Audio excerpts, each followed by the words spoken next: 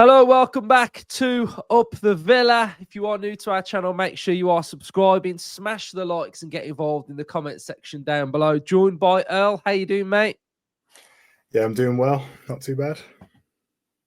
Feel like what we're going to do is we're going to have a real build up to this PSG game. So on today's episode, we're going to just grab a feel of how we're feeling heading into it. We're going to have a look at some of the images that Earl's produced tactically about PSG, what we need to be looking out for.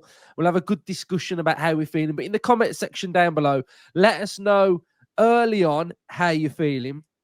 And Earl, I'm going to ask you a question, right? And it's not a very sort of like deep question, but the question is, are PSG really, really good or good? Where are we? Because going into the Liverpool PSG two-legged game, I actually felt like PSG could pose them real problems. And you looked at PSG in the group phase, and they didn't do that great, did they? Really, they were scrambling around the bottom end of it for some time. So I felt like they were going to give Liverpool a game, but the way that they beat Liverpool, they schooled them. They just blitzed them, every area, midfield, defence, up front, quality. And then now the football world is looking at PSG and they're going, okay, so you've beat Liverpool, the team that finished top. Like, you must go on to go on and lift this trophy. So where are you at early on with how good this PSG team are? Yeah, I think there is an element of recency bias. Obviously beating Liverpool, who are probably considered the best team in the Premier League, the top of the Premier League, so they are. Makes them look a lot better than they are. I think that's just my opinion. But they're a very young side, so while you can't doubt the talent that they have, I think like I say, they're very young. They've got some experienced players mixed in there. So I think they're a team that they're definitely growing and getting better as the season's going on. But I don't think they're as invincible as they're being made out to be. Yeah, they are being made out to be, like you say, invincible because of who they've beat and the manner in which they beat them. But I also feel like people are sort of looking at their next game and thinking, oh, it's Aston Villa. Like, they'll go through that. Then it's, say, PSG, Real Madrid, or Arsenal. But I don't think it'll be Arsenal. And then they're thinking, okay, they get to the final, they can win it. So I think there's an element to that of like just discrediting Villa. And I don't think we're at the phase of now the Champions League where any team can be looked at as if, that they don't deserve to be here, or they won't give them a good game, etc. But I think for PSG, they have changed a lot because they've got rid of that front three, and that front three just wasn't working before, was it? So I think when you're looking at how they play, you can tell now that they're more of a team. There's a lot more spirit. There's, like you mentioned, there's that youthful nature. But what would you say is the big difference between Messi, Neymar, and Mbappe to now Luis Enrique's new PSG? I think there's just a bit more desire about them, to be honest. I think with the front three that they had, you only get one side of the game. They're all wanting to just go forward. Where there's a lot more hunger from the current front three. Being younger, they're a lot more willing to do both sides of the game. That's what I think. So, I mean, I watched both games and I was engrossed in it. I don't know whether that's because I knew that we would be playing one of those two teams. So had my eagle eye on it, and I really didn't want to play Liverpool because I just felt like it would be too domestic, too comfortable. And the reason why I say that is you look at when PSG had to play Brest in the round of 16, and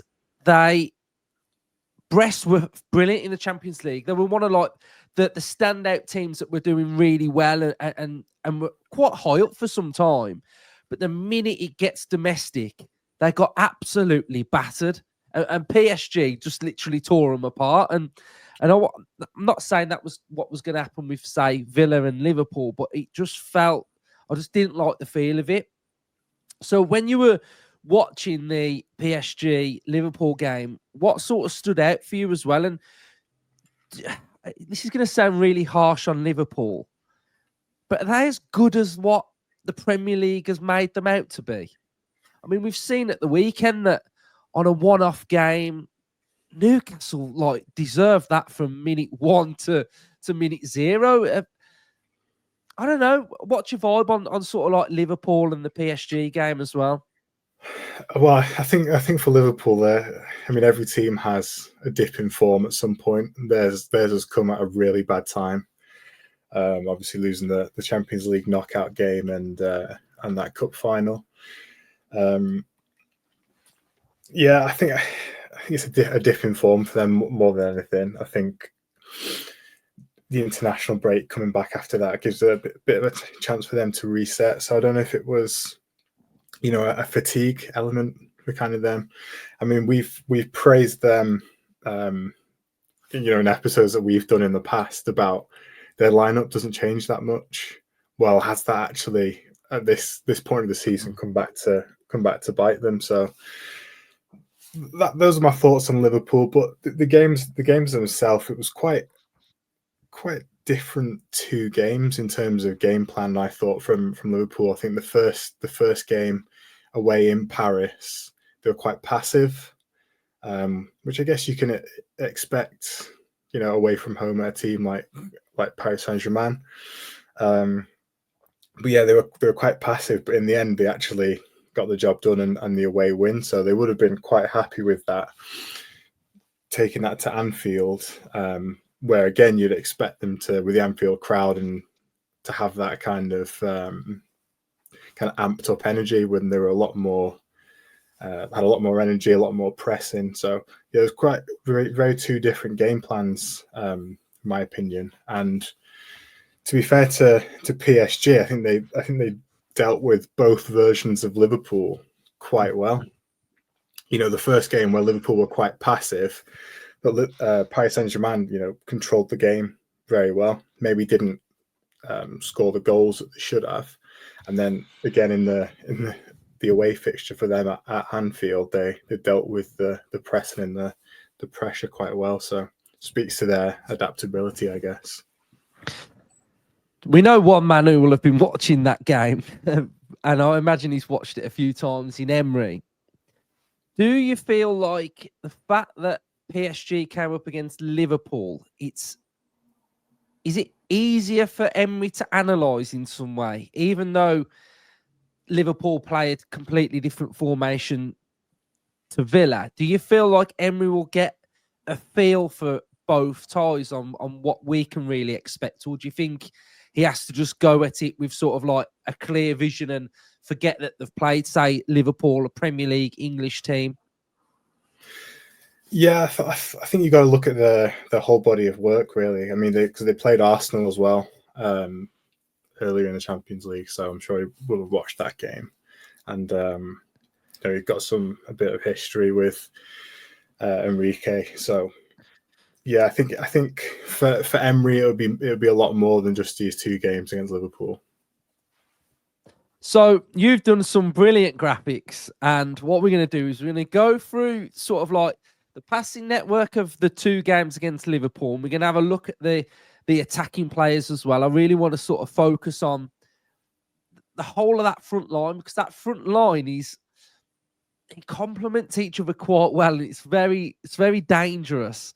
But I think from the graphic, I'll let you explain it, but I think we can all see that there's one man and there's one area of the pitch where it needs shutting down, basically. And whoever wins that battle for me in that middle will be the ones that go through in this tie, I feel. Yeah, so for the passing network, I've pulled together, like you say, both the home and the away leg. So it's all just combined into one here. And the first thing that jumps out to me is kind of that midfield three. and it's based on their average positions, and they're all kind of tied into the center of the pitch there, and that's really because of how fluid and dynamic they are. Really, to switch positions. One goes on the right, one goes on the left. But you can see that the main man in the middle of the pitch there is Vitinha, number 17, and he was also in the top passing combination as well there. So he's kind of their main player that makes them tick in the build-up. He's got the most touches for them, the most passes for them. And with the build-up, you can kind of see it's similar to Villa in a way, where they have that kind of back three in possession with Marquinhos, number 5, Pacho, 51, and Mendes, left back there, 25. So they kind of have that back three, and then Hakimi, the right back, which is kind of the opposite, you'd say, to Villa, who push the left back forward. They're pushing the right back forward there.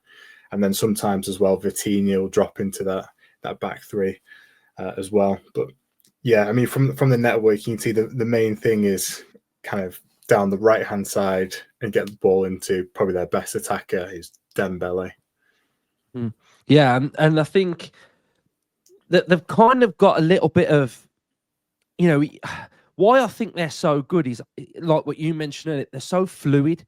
That there's different. So sometimes Hakimi can go forward, sometimes Mendes can go forward, Vitinha can drop into a back three, and a little bit like what Spurs do. Both fullbacks can go central, they can go inside a little bit as well. So that in build up, it can become, say, like a 6 and a 7 across the front line as well. But I think if you're looking at the numbers there, Vitinha, Marquinhos, 30, and then you've got Vitinha, Mendes, Vitinha, Hakimi, Neves, Vitinha, Hakimi, Vitinha. All these combinations are going through that player. It's at the base of that triangle. So yeah, I think it's really interesting to see how that sort of like mapped out over the course of 2 games as well. And I think I really like this graphic that you do, because you can see sort of like where the players are getting to. And again, like when I mentioned Hakimi can sometimes go inside a little bit, you can see from his graphic that, he's veering into that inside part of the pitch the further up he goes as well. And again, we've got that nice little three of Ruiz, Vitinha, Neves, but the danger doesn't just stop there, does it? I mean, the midfield's brilliant, but that forward line, a player that I've been massively impressed with in the last couple of years is Barcola. But I feel like he didn't really have a good game against Liverpool. He was quite quiet, really, but he's a player that I like. Dembele, absolutely fantastic. So what do you make of that front three? Yeah, I mean, it's similar again to the midfield, what we were saying about it's kind of fluid and they're all kind of interchanging positions. They don't really have they do have an out-and-out striker, but he's on the bench most of the time in Ramos. So with the three that play most of the time, they're kind of all kind of wingers more naturally. So you might have Dembele, especially in the first leg against Liverpool, he was drifting a lot wider. In the second leg, he was a bit more central, but yeah, I think it's just the interchangeability, if that's a word, of the front three.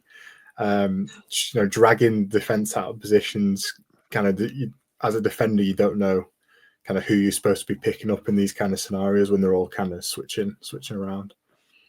They've just got like so many rotations as well, which is crazy. Just players just moving, and I felt like against Liverpool that they were setting like little traps as well, like dragging people to the ball, and then someone would find space, and it was great to see. And we've got another really cool graphic here, which shows the passing areas over the 2 legs. You can see that heavy on that sort of like right hand side is where there were a lot of those touches as well. But I think something that I've picked up on myself from looking at the next group of graphics that you've designed is the difference between the first leg and second leg from players. And if you look at a lot of these graphics, they're all different and they all sort of tell a different story within them. So first of all, what would you say is the biggest difference between Vitinha first leg and second leg? So the big difference for me is is how Liverpool played both legs, which I alluded to before, and I guess it speaks to kind of the intelligence of Vitinha to recognise how they're playing, and probably the coach as well. So in the home leg, you can see Vitinha had a kind of a lot more touches kind of in the opposition half, and that stems back to what I was saying before about Liverpool were a lot more passive, and so he was allowed to kind of dictate the play while they were kind of sitting off a little bit. Whereas in the away leg, you can see he's actually got quite a lot of touches in his own box there. With Liverpool pressing a lot higher, maybe the centre backs and the goalkeeper who aren't, as press resistant as a player like Vitinha, they were actually dropping him back into the defensive line at times. So having him initiate the build up rather than defenders or a goalkeeper. So yeah, a lot more touches, and again it comes to Liverpool were a lot more attacking in the second game, so their average position is going to be a lot lower PSG. But yeah, in that second game, a lot more touches kind of in the defensive areas and kind of dictating that build up, taking away from the defenders and goalkeeper.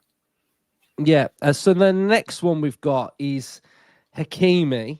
So his is different as well. But then the one that I really want to touch on is Kvaratskhelia, because you look at first leg, he was always cutting in. He was always cutting in on that one side, wasn't he?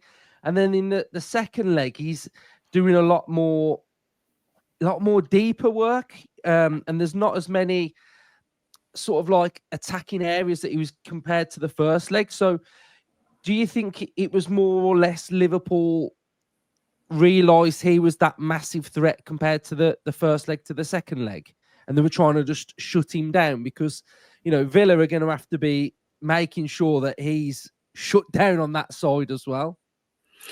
Yeah, and again, I think it came down to what Liverpool did and PSG adjusting to that. So I think again it speaks to the quality of their manager probably.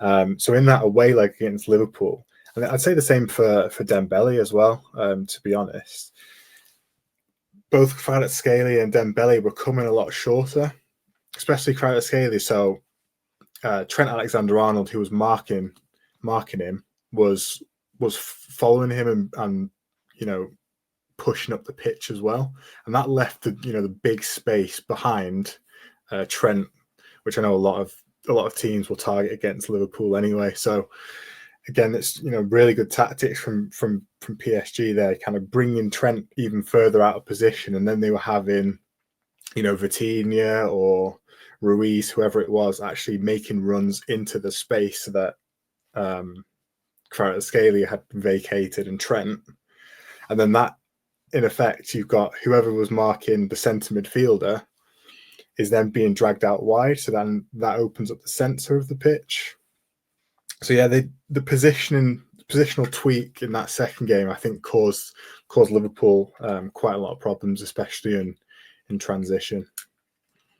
And then finally, Barcola, like I mentioned earlier, quite quiet in that second leg. And the first leg, he was lively. I think he had one good opportunity that made the keeper work. But if Villa can make him look like the away leg over both legs, then I imagine we'll have done pretty well against Barcola. Is he a player that you're really excited by, like when you watch him? And I think I really liked Simmons, and now I feel like he's sort of like the next one that I'm like really.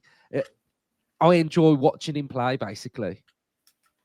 Yeah, he's a top talent, definitely. I don't know if it was maybe because he was in the second leg he was played on the right, the first leg he's on the left. I don't know if that played into anything, but he got subbed off quite a lot earlier as well because he just wasn't really very effective in that second leg. This graphic that I'm about to put on the screen now, it's a bit of a subconscious worry in the back of my mind, because I know that over the course of the season, this is something that we're not very good at, and it's the high ball wins that lead to shots. Now, we've not been great at that this season, and you can see on this one now that there's been 40 high ball wins, and 13 have led to a shot. Now Villa are going to have to be very good with the ball and not allow them to be able to do this against us, because what we don't want is it to be sort of once PSG can get a grip on someone, they can just start running riot, which is what we saw in the first leg. So, what do you take from this graphic, Earl? Yeah, so what we're showing here is basically where PSG have won the ball. So I'm looking at ball recoveries, tackles, interceptions, all successful. And then, like you mentioned, the green ones are where they've actually turned those opportunities into shots. So you can see it's not kind of the highest pressing you'll ever see, but it's kind of within the opposition half, kind of like just within there. So what they were doing is kind of setting traps whenever kind of Trent was going in field, or McAllister, Gravenberch, Konate at times, setting traps in there, pushing two of their midfielders high to press them. So that would have been like Ruiz and Mendes, and then having Vitinha a bit deeper off, let's say. Trying to win the ball in those areas, because then it gives them enough space in behind for their pacey dribblers to attack and run into. So yeah, we've got to be very careful not losing the ball in those kind of areas, because it's something that PSG are very good at, turning into shots and turning into goals. I think Liverpool, and I think it's true for us as well in the season, against PSG, I thought they were a lot better when they went a bit more direct rather than trying to play out through the PSG press. So we're obviously a few weeks away from this game, and like I said, I want to build up to it really, because it is a big game. It's a big game for all of us, really. What are you sort of like expecting? What's your feel around this game? How do you feel like we're gonna fare? Yeah, I think we've got the tools to hurt them. I really do. I think we can really shock the world over these 2 legs. I think the away leg, we'll go there and try and get the job done, and then bring it back to Villa Park and finish the job, hopefully. How do you think Emery will approach that first one? I mean, it's to be fair, we're in the perfect scenario, aren't we? We're away first, at home second. So the ideal scenario is that you win the game at Villa Park, which our backers to do. How do you think he'll go in that first leg? Do you think it will be tight, cagey? Do you feel like we will try and go for it? No, I definitely think it'll be, compact, pragmatic performance, especially away from home. I think, we've seen a time when Villa go away and we have kind of that back five kind of shape defensively, where one of the wingers will tuck in like an extra fullback. I think we might see something like that. Like I say, hopefully we'll look to hit them on the counter and go a bit more direct in that game, and kind of be as low risk as possible. And like we say in the high ball wins graphic there, just don't give the ball away in silly areas. Try to limit mistakes. Stay in the tie, and then win it at Villa Park. Do you think we could be underestimated? Do you think they could look at us and think, "Oh, we've beat Liverpool. Like that, they're not going to be as good as Liverpool, but we can have that intense nature about us." Because I've in the back of my mind, I've got a feeling as if, because say when you're coming up against different Premier League teams, like we are completely different to Liverpool, and that experience that they've had against Liverpool will be totally different. Like if we play Southampton or we play, I don't know, Brentford, it's a totally different intensity altogether. And I kind of feel like PSG are gonna have their eyes opened to how different our teams can be, and I just think I think we're just going to pose them a lot. I think we could be quite awkward for them. I think I've got in my head that I want us to be very awkward in the sense of some of our personnel that hopefully are going to be back in and around that time. You know, Kamara, Onana, etc. We've got different types of midfielders that I think are a little bit different to what they've probably have been used to coming up against. Yeah, and I think two players that'll be key, and are quite different to what you come up against, like you say, is Rodgers and Ramsey. I think the power that we've got in midfield, especially from them two, the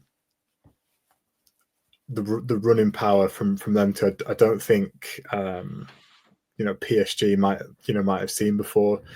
They've got kind of Vitinha in there, who's an unbelievable player, but he's not kind of got the physicality that you associate with the Premier League, maybe, and especially players like Ramsey and Rodgers. So I think we've definitely got to go into the game and play to our strengths. Definitely love it. Right, that's our nice little early build up towards the PSG game. Villa fans, drop your thoughts, smash the likes, and subscribe to the channel if you are new. Up the Villa.